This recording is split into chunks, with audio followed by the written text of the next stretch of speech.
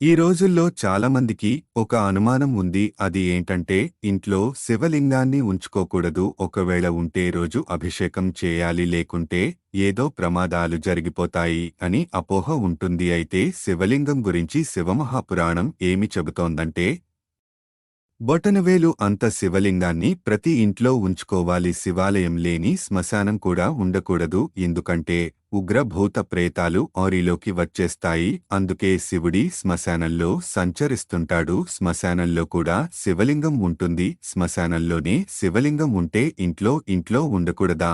ఎవరు పడితే వారు ఏదో చెబుతూ ఉంటారు. ఎందుకంటే వాళ్ళ అర్ధజ్ఞానంతో వాళ్ళు వృద్ధిలోకి రారు, ఇంకొకరిని వృద్ధిలోకి రానివ్వరు. ప్రతి ఇంట్లో బొటనవేలు అంత శివలింగాన్ని తప్పక ఉంచుకోవాలి. ప్రతిరోజు మంచి నీళ్లతో అభిషేకం చేయాలి, లేదా ఒక కొత్త వస్త్రంలో నీళ్లను వడకట్టి ఆ నీళ్లతోనైనా అభిషేకం చేయాలి. ఒక్కొక్కసారి చేయలేని పరిస్థితిలో ఉంటే అభిషేకం చేయకున్నా పర్వాలేదు. అభిషేకం చేసేటప్పుడు మహామృత్యుంజయ మంత్రం చదవచ్చు, లేదా ఓం నమః శివాయ అంటూ చేసిన సరిపోతుంది.